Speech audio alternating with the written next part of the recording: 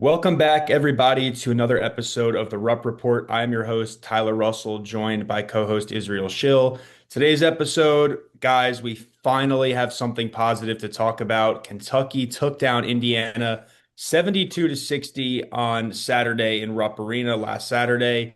Cats moved to 7-4. Indiana moves to 8-3. First Power Five win for Kentucky and first win against a quad one opponent. Israel, tell me what you saw, man. Yeah, I saw a lot, and most of it came from the effort standpoint when looking at the difference in how this team came out, how they continued to fight, and how they ended the game was light years different than anything I've noticed compared to Michigan State and Louisville and a lot of those other quad one games that they had to start the year. But I want to point out specifically BG was fired up on every IU turnover, was playing lockdown defense. I thought was doing amazing on offense, finding the right passes, being aggressive to fight for rebounds. Like it just seemed like everybody really wanted to win for the first time this year. Yeah, no, and to that point, man, I think BG, I think his benching from last game really put it into perspective for him. I mean, it sucks that, they had to get to that point where, you have to bench him and kind of not really humiliate, but kind of humiliate him in front Yeah, of Rupp Arena. I mean, you got to do what you got to do. do what you got to do. But to that point, though, in terms of energy, I think that was totally there. And, we've been talking about the past pretty much every episode we've had about how they lack energy and we just don't understand it. And, something clicked. And I think a big part of that, in terms of individual people, aside from BG, it was also Mo Diabate. He's playing his first game since I believe November 18th when he got hurt against Michigan State. Team high 14 points, team high 12 rebounds, team high 5 steals. And taking the statistical aspect of his impact away, if you looked at just his efforts, and man, he was every 50-50, every loose ball, he was, firing up the crowd. And I think he had a massive part to do in their success against Indiana. No, absolutely. It's like when you are missing that piece, that dog on your team, that guy to go fight down low and go for every loose ball going out of bounds and diving for every ball that he possibly can. When you miss that, you realize how much of an impact it really has. And like it was a whole different team watching them play without Mo. I feel like from the last whatever 4 games to where we were just last time with IU. Like Mo's impact on the floor, I think just gets everybody else motivated to want to win and want to fight. And I think that having somebody like that on the roster is going to be like pivotal to just put out there and fire guys up because it was a tight game in the first half. So whatever happened going into the second half, and I'm sure he had to do something with it, but whatever happened going into the second half changed a lot. Yeah, no, and I was just going to get to that point. Whether you brought it up or whether you brought it up or not, I think it is something to talk about that this wasn't technically a good game from Kentucky. I mean, it was a good second half. The first half, they were trailing by 7 points, I think, 39-32. They shot 38% from the field, Yeah. 20% from deep. I mean, they got to the free throw line a bunch. And in the first half, they were shooting 66% from the charity stripe. You're supposed to be 100%. It's free. Got to Free work on them. throws, free throws. Yeah, dude. And making like 66% of them it's Yeah, not it was very not ideal. pretty. But hey, second half, I mean, the saying is good teams find a way to win. I wouldn't really put Kentucky in the category after one game. I'm going to save this for myself, save myself from embarrassment. I wouldn't say they're still a good team. In relation to the other 360 whatever Division One schools they are, yeah, they're a good team. Of course. But for where they want to be right now and where their mind's at and everything that they're chasing this year, they're not anywhere near where they want to be. But this win over Indiana, is hopefully some good momentum going forward. Like you said, man, that second half was a complete game changer. Because if they didn't have, if they didn't, they outscored Indiana 40-21 in the second half. If they kept it remotely close or, shot terribly again, this game it was just going to be another loss for the Cats. Yeah, 100%. And they basically cleaned up all of their percentages shooting wise. Went from 38 in the first half to 43 in the second half, 33% from three. Obviously, the free throw line still kind of remained an issue a little bit, but 70% is a bit of an increase. But yeah, it did kind of feel like the free throws was like Like what's happening? You know what I mean? Because honestly, I It's feel starting like to get to the it point where it's like, all right, man, just let them play. literally, I mean, it did feel like it was a little bit touch and go here and there on some of the calls and whatever. But if you get to the free throw line, you got to put up the shots and you got to make them. I mean, there's no point in getting fouled and trying to draw fouls if you're going to go to the free throw line and miss the shots. But that's not what we're here to stress about. We're not going to nitpick the horrible, the horrible little things here and there because overall they came out with a win and we saw a lot different of style play from these guys than we've seen for the whole rest of the year. And I don't know if that comes from a coaching perspective of being more prepared or if that's the guys being like, hey, listen to the noise around us right now. Like people aren't happy. So I don't really know where it kind of took that switch, but wherever it was, fine by me because with how they played against IU and yeah, the first half wasn't great shooting wise, but the effort was still there. And what they came out and did in the second half proves a lot for the rest of the season. Yeah, no, and we were talking about BG and Mo Diabate's impact. Um, we obviously just talked about how we think that was a massive, key in that. And someone asked, I was at the press conference, I went back and I found the quote because I put it in one of my stories and I wanted to bring it up here. Someone asked Mo about his energy, and how him and BG feed off of each other. And I think Mo had a really good quote here, that'll give fans a lot of excitement. He said, this is from Mo. We both played really hard, like we fed off each other's energy. He also said talking about Brandon Garrison, fed off my steals, my rebounds. I fed off of his dunk. The aggressiveness that he had today is probably the most aggressive I've seen him play in my life. And when I heard that, I was like, all right, dude, what do you mean your life? But I'm like, wait a second. Like, he played against BG last year when he was at Bama. Yeah. So he's seen him play before last year. I think they played three times, twice in the regular season, once in the SEC tournament. So, even at their positions in that 4 or 5 area, they're always around each other. So they did face each other. And, for Diabate to say that about BG like that shows a lot. Yeah, absolutely. And on that, I want to move to this next quote that we have in our notes here about obviously BG got benched 8 minutes into that last game for not running back on defense after turning the ball over. Just not a good look effort wise from him, obviously. Against North Carolina Central. Yeah, against North Carolina Central. And, he didn't end up coming back into the rest of the game at all. People were a little bit questioning if he was even going to, play a lot against Indiana. But Yeah. Pope said that the very next practice, BG showed up. They go through practice. He had a great practice. They didn't do a ton of conditioning, but obviously they did that day because Pope had something to do with this team. And he said, on his own, he won every sprint, outsprinted every guard, every single person. I didn't tell him to do that. I didn't prep him to do that. That was just his response. We don't always respond the right way, but he responded the right way, and I'm super proud of him, which is like chef's kiss if you're a fan, because seeing the growth of a young guy to understand, okay, what I did, it wasn't great and wasn't a good display of the leadership I need to have on this team. And he immediately corrected it on his own accord, didn't wait for somebody to be like, hey, you need to figure it out. He did it on his own accord, came into practice, worked his butt off, and proved himself, and then obviously continued to prove himself against IU. So I think the personal growth right there from BG is exactly what this team needed. Yeah, and to that point, I mean, the personal growth is massive, and that's something you obviously want to see because every player is growing and every player is starting to thrive at the right time, and you put all the pieces together, it's going to work. But to that point, I also think that him getting benched and his response is very good on himself. However, it also shows the rest of the team.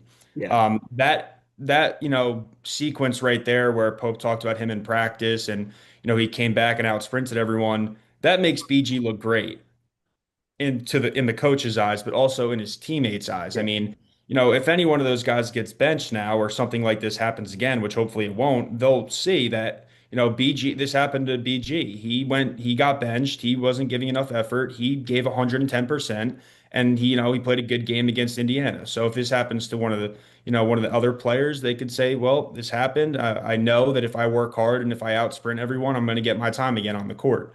So that shows a great leadership to the rest of the team as well, which is something that he was lacking, and he brought it back together by bringing himself up and also bringing the team up around him. Absolutely. And I think it's only gonna continue to have a positive impact on the other guys who are expected to be leaders on this squad, like Otega, you know what I mean? And some of the older seniority guys who are like trying to prove to the younger guys, this is what we're about. This is Kentucky basketball. Like coach isn't crazy, obviously, for everything he talks about this team. He's not crazy.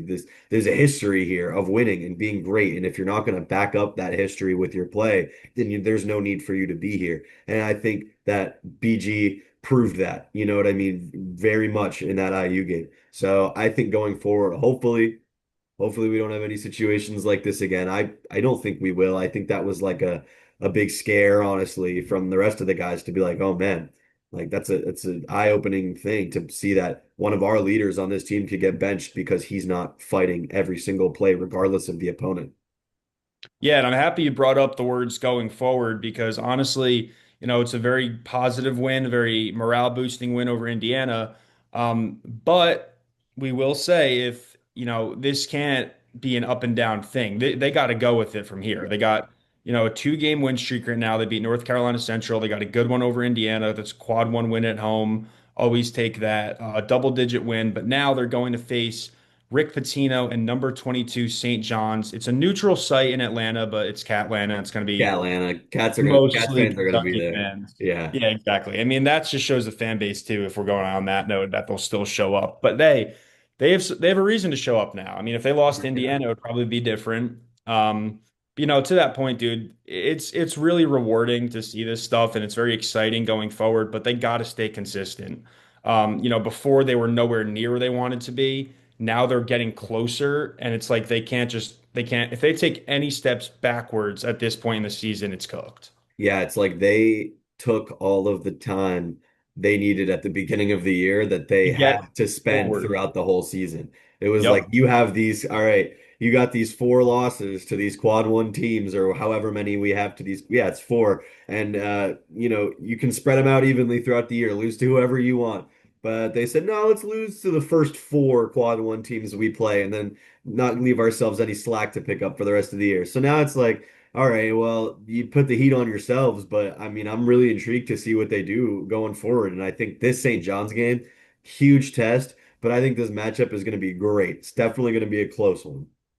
Yeah, no, I think that I mean this game has tons of storylines. I mean, from Oh yeah. Kentucky's point of view, you're going in there after everything we just talked about with all those, the momentum and trying to get 3 wins in a row, which could turn into 4 in a row because they have Bellarmine after, which is a win. They're 4-5, I believe, or 5-6. They're like a But one no, seed this is going to be a forward. really solid game. And aside from that, Rick Pitino is going to be facing off against Mark Pope. Rick Pitino is the head coach of St. John's right now.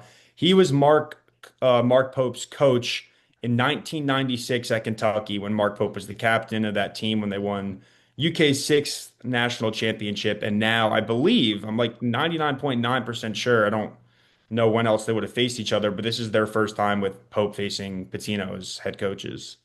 Yeah, I can't really remember unless it happened when he was at BYU, but That's what I'm thinking. It wouldn't have happened at BYU, and it certainly wouldn't have happened at Utah Valley. no, So no, definitely not. maybe Yeah, like I don't another know. conference bye game, but I don't even think so. Yeah, but regardless, I mean, even if they had faced each other once, these are guys who are They 100% haven't gonna faced want each to other play while to Pope is at Kentucky. Let's put no, it that no, no. And Pope hasn't had a team where it's like, all right, now I'm where cooking he with could like peanut compete. oil. You know what I mean? Yeah. So seeing him be able to have a chance now at it, I think is going to be awesome. This St. John's team still waiting for a win against a ranked opponent. Obviously, we're not ranked and we haven't beat a ranked opponent. So it's gonna be a tight one there. This kind of is like similar to me in the sense of IU, where it was like a team that started off highly touted in the year, kind of fall off with a few bad losses at the beginning of the season, and now fighting to get back into the top 25. So I mean, we're fighting to get back into the top 25, but they're very close to the bottom. So I think Yeah, it's they're a loss away from getting bounced. exactly. So it's like we're both kind of looking to have that statement win early on in the year. And I think this could absolutely be that win for Kentucky. Yeah, I mean, some people could argue that St. John shouldn't even be ranked right now. I mean, they're Yeah. 7-3, but they're 0-3 against ranked teams, like you mentioned, losing to number 15 Bama, number 15 Iowa State, and number 21 Auburn.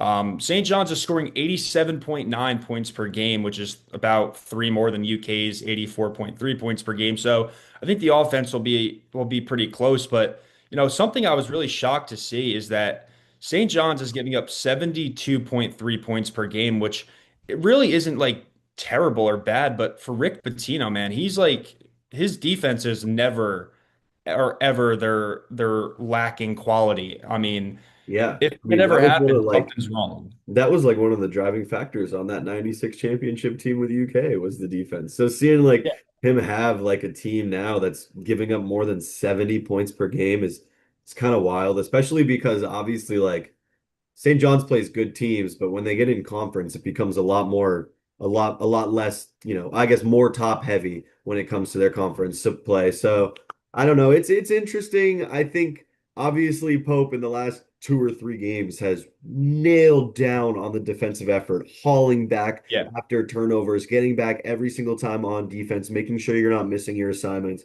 So I could see this either being like a high scoring, more offensive battle game, but I could also see this being like a Kentucky holds St. John's to like 70-ish points and is able to squeeze out like a decent sized win here just because of the defensive discipline that UK has that St. John's doesn't.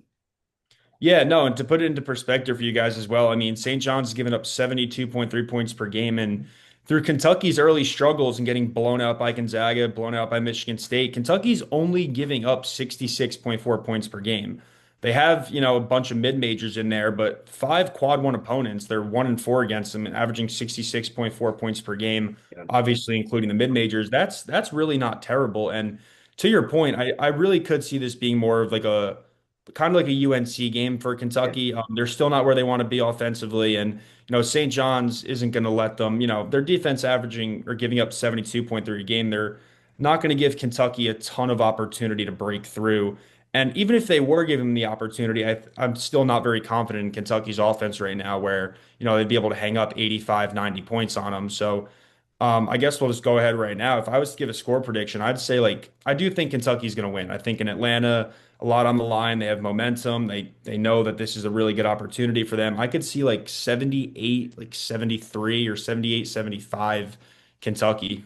Yeah, I'm kind of in a similar boat. I'm thinking maybe like 79 to like 76 or like Yeah. 81, 78, something close in the like, low 80s to mid 70s range, I think. But yeah, I also think the Cats are going to pull out a win here. I just think it's the momentum that they're building off right now and the energy that they have. And now everyone's healthy. And we haven't even talked about the number one if for this upcoming game, which is JQ could very well be on the floor against St. John's. And we don't know that 100% yet, but like if he's out there and even in minutes restriction, that's going to be a huge impact that they don't know how to defend. I mean, you haven't seen him play in about a year. So it's like you don't, I mean, obviously you know how to try to defend him, but that's a top 10 draft pick right there off a torn ACL. So, it could be a huge impact. Yeah, I mean, to that point, man, I think this game is extremely meaningful to Kentucky, and I got two reasons. Obviously, number one, we just talked about it. They have momentum. Took down North Carolina Central. They got their first Power Five win against Indiana. So now, if they beat number 22 St. John's, then they get a ranked win. So then that's three games in a row. Then they play Bellarmine, who I just mentioned is 5-6 in between now and the New Year. So then they head into conference play, SEC play on a four-game winning streak. Yeah, a After little the four-game start win that they streak is had, nice. yeah, after the start that they had, and after, you kind of get a little bit of everything in there. You mean you get a mid-major school, North Carolina Central, whatever, that's 1-0. Then you got Indiana, who isn't ranked, but they're a quality opponent. They're in the Big Ten, and what they were, I think, 7-2 Yeah, I before, mean or they got votes. They got votes yeah, they regardless. were around there. They're a quality team, Yeah. Power Five, Quad One. Then you could say you beat a ranked opponent, then that's taking out all three, and then heading Yeah. into SEC play on a four-game win streak would be amazing. And Yeah. on the other hand, I think the second reason this is really big is this is if JQ even plays 2 minutes. If he steps onto the court, no matter what, I think will have an impact. Oh yeah. Like a massive impact. So if they could find a way to win and just get him any time on the court, if he shows any bit of positive display after being out for so long in his first game back, if he shows something, I think that's just going to build even more momentum going into SEC play. Yeah, I mean that first play where JQ's like, all right, clear out, takes the ball top of the key and like hits a little Yeah. jab step and goes straight to the rack and yams on him. Like, can you can you imagine the scenes in Dude, Catlanta when JQ hits that?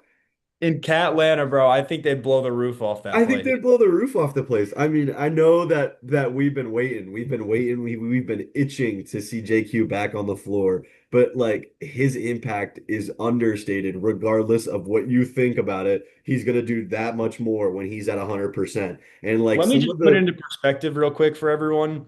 If JQ doesn't play a single game this entire season, he will still be a top 10 pick in the NBA Yeah, draft without which is playing an in games. unreal thing to think about. Unreal. Just that's how insane his potential is as a player, as an athlete. I mean, what is he? Seven, he's 18. You know what I mean? Yeah, Like he came in a year early anyway, so he's already young.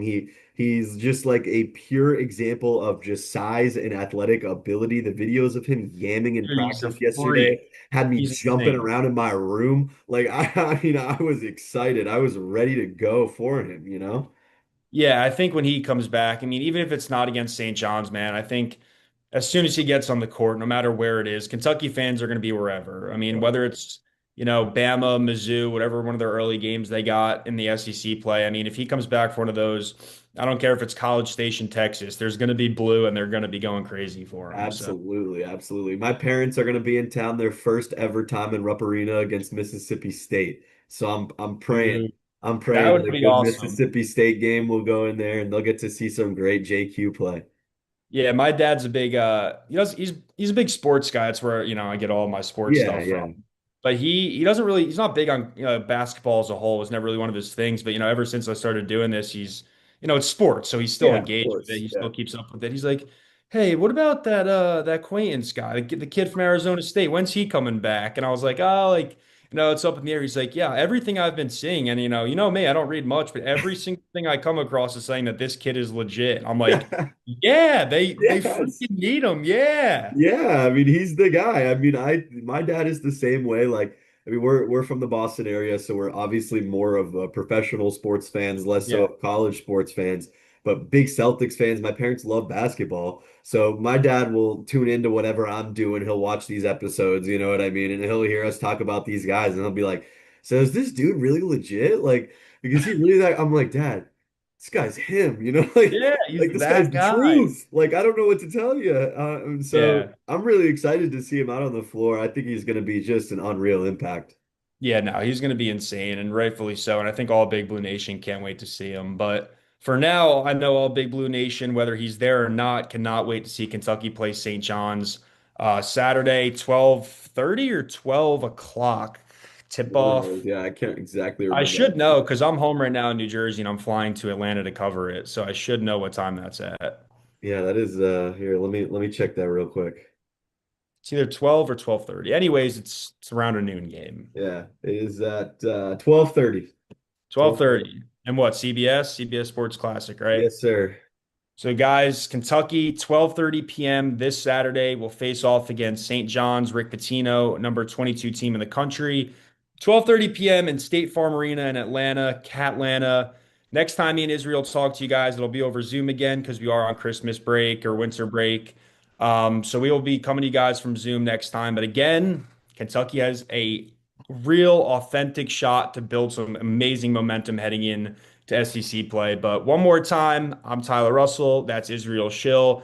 And we appreciate you guys for tuning in. And like we said, next time we talk to you, we'll be hopefully with some positive information about Kentucky's matchup against St. John's. Praying for it.